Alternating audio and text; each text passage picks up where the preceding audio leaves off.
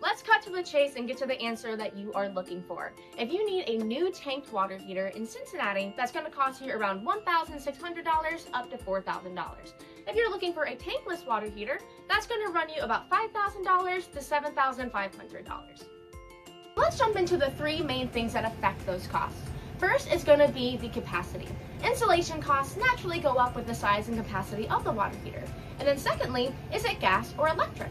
Electric water heaters tend to be a bit more affordable than gas water heaters. Third is going to be standard venting versus power venting. This is one of the biggest cost considerations for a gas water heater. Standard venting is going to use a natural exhaust through a chimney or a flue, whereas power venting is going to push exhaust through PVC piping.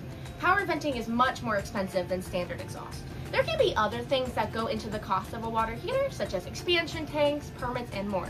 But Quality Comfort is always here to offer free estimates on tank and tankless water heaters, so give us a call or book online today.